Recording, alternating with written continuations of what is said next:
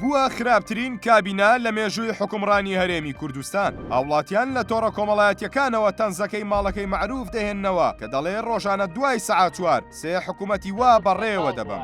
بەتاڵ بواە چوار هەرێمی ئەوم بۆ لە دوای سەعات 4 لە سەعات ئەگیرە خۆم هەرێمە چیە بیبەی بەڕێگاوە یانەی بێ بەڕێگاوە. کابینەی نوێی حکوومەتی هەرێمی کوردستان بە کابینە شکست خواردووترینەکەی حکومڕانی هەرێم ناو دەنرێت چونکە سەرۆکەکەی نەیتوانیوە سەرۆکی حکوومەتی هەموو ناوچەکانی هەرێمی کوردستان بێت. هاوڵاتیانیش لە ئێستادا لە تۆڕە کۆمەڵایەتیەکانەوە تەنزەکەی مایر حەسەن و ئەحمەد جۆڵا بۆ مەسرور بارزانی دێنەوە کە وتی حکومڕانی وەکوومەمەی ئێستا بێت ڕۆژانە دوای سەعات 4 سێ حکوومەتی وا بەڕێوە دەبم.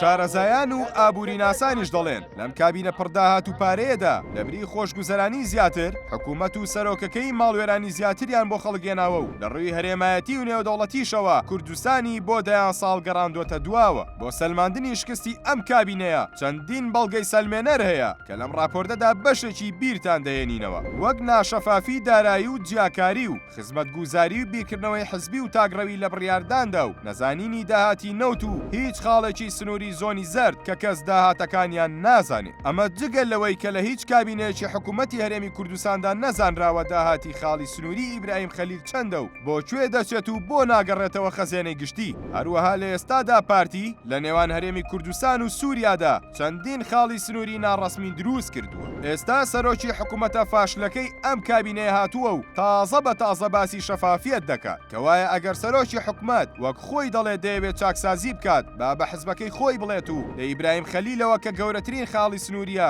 لە نێوان عێراق و تورکیا چاکسازی دەست پێ بکات و داهاتەکەی ئاشکرا بکات و ئەویش لە ماڵپەڕێکی هاوشەوەی وەک شەفافیەت بڵاوی بکاتەوە. وەک ئەوەی سەرۆکی حکوومەت و تیمەکەی نەزانن کە خەڵک لە چ دەردەسەریەکدایە و لەم کابینەیەدا چی ماوە پێیان نەکرد بێتن. ڕۆژێک موچە پاشەکەوت دەکرێت و ڕۆژێک لیان دەبردرا و ساڵێک کەم دەکرایەوە و خەڵک لە سەرمان ڕەق دەبوونەوە. تەنانەت وەزیری سامانە سروشتی هەڵبژێردراوەکەی خۆی بەرگەی ئەم هەموو دزیکردن لە نەوتەی نەگرت و هەرزوو بای لە کابینەکە کرد. دوجار سەرۆک و تیمی یەکێتی لە حکوومەتی هەرێم زۆر بەڕوونی و لە ڕاگەندراوێکی 1970 باسی ئەم کابینەی کردو بە فەشەلترین کابینەی حکوومەتی هەرێمی کوردستان ناوی بردو بە ڕاشکاوانە دەستیان بۆ کێشەکان بردو وتیان کە کێشەی سەرەکی و گەورەی کوردستان داهاتی نەوتە نەک تەنها داهاتی ناوخۆ. زۆر بەڕوونی وتیشیان کە سەرۆکی حکوومەت و سیاسەتە دارایەکەیەتی کە هەرێمی کوردستانی کردوتە قوربانی سیاسەتی ناڕوون و ناشەفافی داهاتی نەوت لە بری نیعمەت بووە بە نەعلەت. بۆیە زۆربەی حزبەکانی کوردستان و هاوڵاتیان پیان وایە حکومڕانی لەم جۆرە دەردەسەری زیاترە